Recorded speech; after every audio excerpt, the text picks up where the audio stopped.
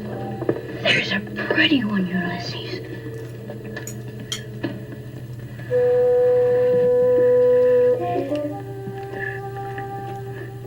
There it is. Hello BookTube, I'm Sean the Book Maniac. Welcome back to my channel. Here I am with a rather curious review of 2.5 books of a trilogy of novels from Zimbabwe.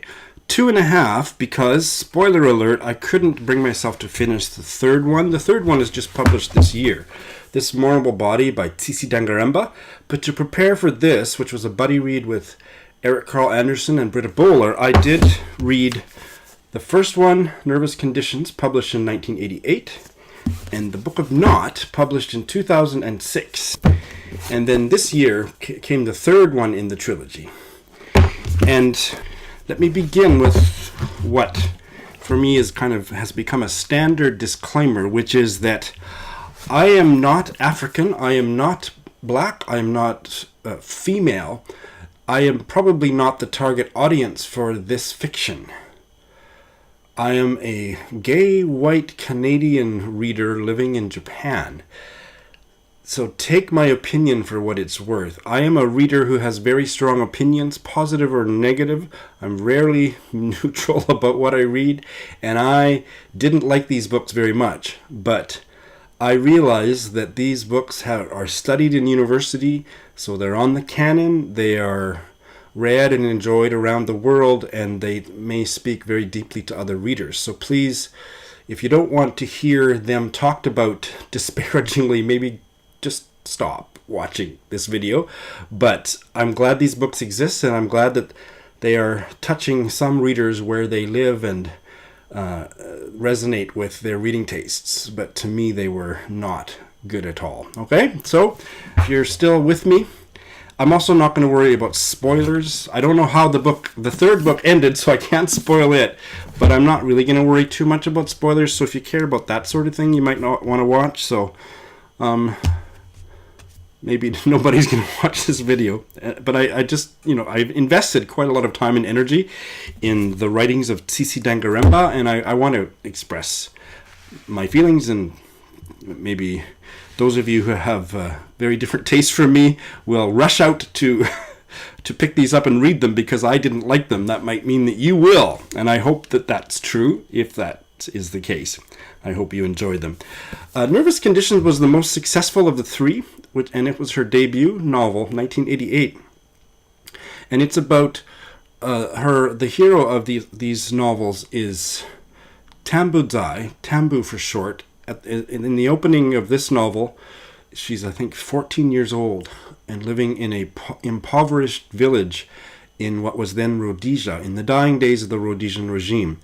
Poor farming parents, an extended family that includes an uncle, Baba Mukuru, who was studying abroad with his family, and he was the head of the family, and eventually he comes back to Rhodesia with an education and becomes the headmaster at a mission school at a nearby larger town, and Tambu goes and studies at that school and lives with her aunt and uncle.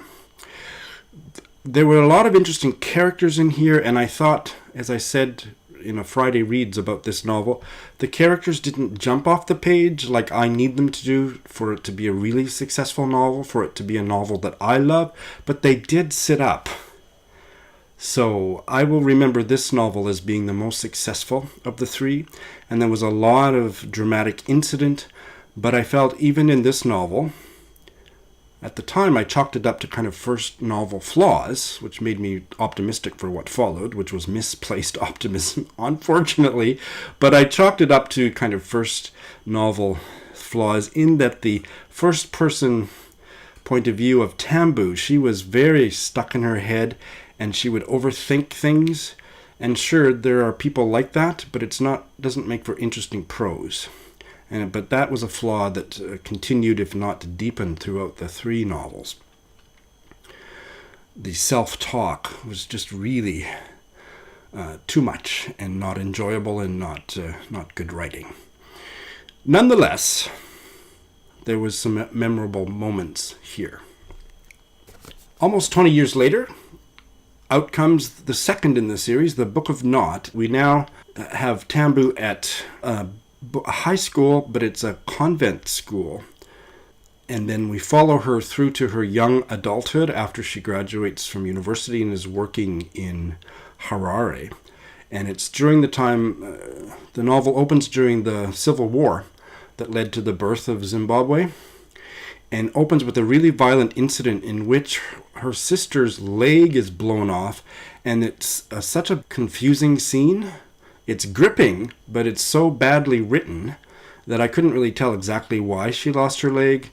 It seemed like it was either an accident where a gun went off or it was a mortar fire. But anyway, whatever it was very dramatic, and this tragedy happened. The sister lived, but she lost her leg, while the uncle, Baba Mukuru, was being beaten by the rebels for betraying the revolution. And what frustrated me the most and what made me hate this book with a passion was that gripping story, which opens the novel, we never get any more about it. Instead, we focus on Tambu at this convent school and her very ordinary experiences trying to make friends, and her relationship with her teachers, and almost nothing about the revolution and the Civil War happening around them, and almost nothing about her sister or what happened to the uncle. It was such a deeply unsatisfying, and again with a really obnoxiously self-analytical writing style. I just hated it. But I suffered through these two because I had this buddy read of the new one. I thought, oh, surely this is 2018. 20 more years have passed. Surely, or 17 years or whatever. I'm not good at doing that kind of math, but surely she got better. This one was worse, or just the cumulative effect for me. I just had it. And this, Tambu has lost her job. That's actually happened at the end of the second one. She quits at the advertising agency. She's really fallen on hard times and is almost at the poverty level. And the story, again, just meanders all over the place, and characters come and go, and there's so many things that had the potential to be really interesting, but she wrote about them in ways that were confusing to follow at the level of a scene. Like, what actually happened? Was this person naked, or is this just a metaphor? And weird stuff like that. And that, again, just such deeply unsatisfying prose that it just was making me physically ill. So halfway through, I just threw in the towel. And I won't speak for my buddy readers, but we were all having similar reactions to the book. But I think they're going to finish it. They're troopers. But I got through this much and half of this, so I did my duty. So, I mean, I get it. Dangarembga has written about a woman very much like herself, or someone she knows. In fact, the more I read through this series of novels and read about her life, she patterned one of the secondary characters, Nyasha, on her own life. But very much the years that she came of age in Rhodesia/Zimbabwe and then went abroad and came back. All of that is replicated in the novel, but autobiographical fiction is tricky to do, and it's shitty when it's not done well. It needs the magic arts of the fiction making process to transubstantiate it into the stuff of shapely fiction, and that just didn't happen here. A lot of this read like reconstructed journal entries stuffed into one-dimensional characters. And probably what intensified my disappointment the most was that 2 years ago I read this stunning novel from Zimbabwe, We Need New Names by No Violet Bulawayo. One of my top reads that year, and one of, I think, the best novel I've read, my favorite novel from the African continent. And this novel is not perfect. The second half is weaker than the first, but this novel just filled me with joy, and the writing is just gorgeous. And I'm dying for Bulawayo to come out with another novel. But, this novel made me so much more interested. I've always been interested in Rhodesia/Zimbabwe. I remember the revolution. I'm old enough and followed Mugabe, and you know how far he's gone. He went down the toilet and took his country with him. But really interested to explore the literature. I've been interested in South African literature for longer, but to explore the literature I really wanted to. And I would just say skip Dangarembga. Apparently she's a filmmaker too, so maybe that's her medium.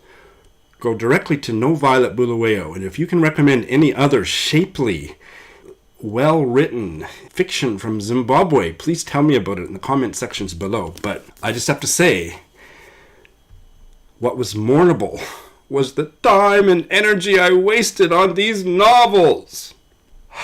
Thanks for watching.